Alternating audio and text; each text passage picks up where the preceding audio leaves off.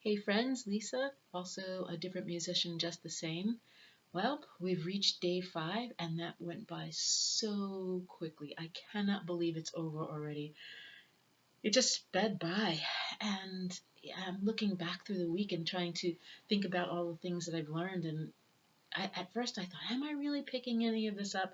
And I just did a brief video and I actually got the nerve to post it on the 2020 Violympics trial page, and people have been so kind. I was really afraid because they're amazing musicians. Most of them are just professional, and even those who aren't are just all so good. And when they say, "Oh, this doesn't really sound that great," they're amazing.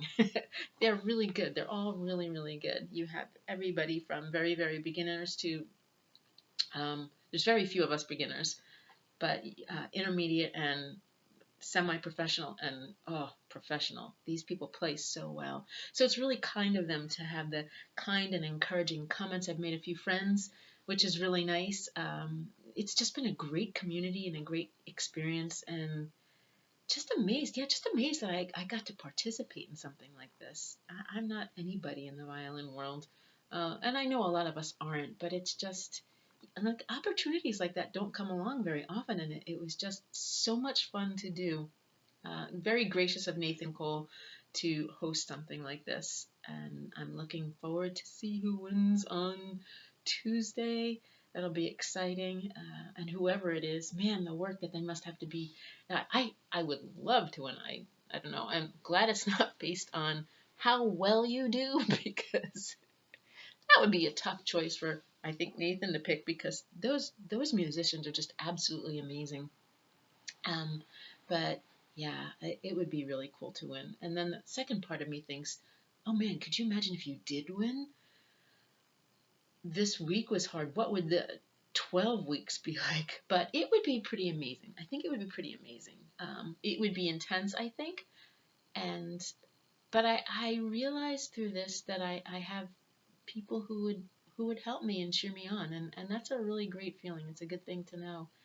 Um, yeah, a lot of reflection this week. Even as I'm talking, I'm thinking about the things that I wanted to say. And one of the things that I learned, well, of course, obviously, hand frames. That was amazing. That was a mind-blowing thing. And I already see the difference.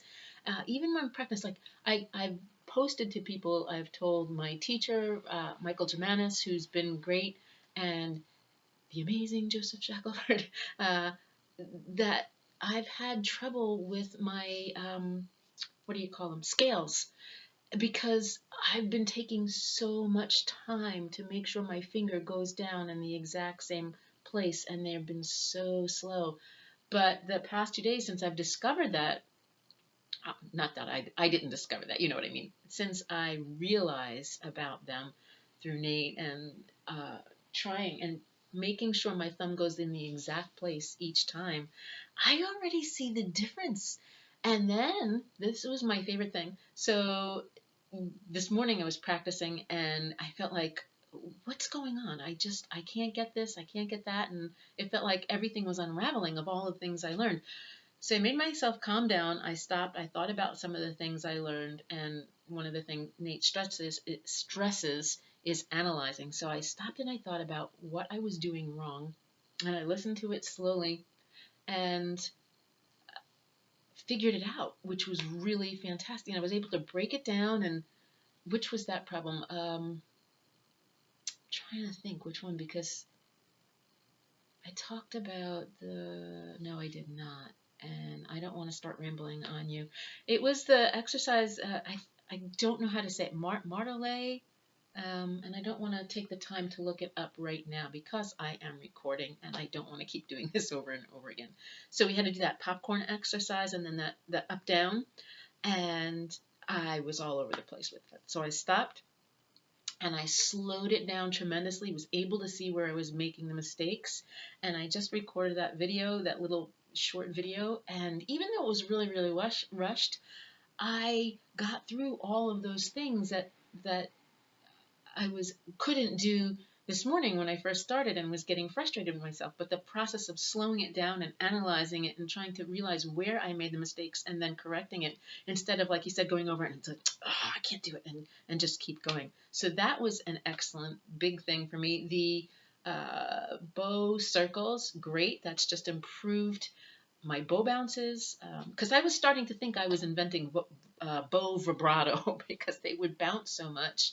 And then it would come, and I realized a lot of that is tension, but also just the motion of constantly doing that over, and the timing with the metronome has been a tremendous help. So there's been a lot that I've learned, and I'm just so grateful for it all. And I'll have these tools, even if I don't win, and there's so many people, the odds of that, I don't know. But I have these tools, and if he keeps the videos up, I don't know how that's all going to work.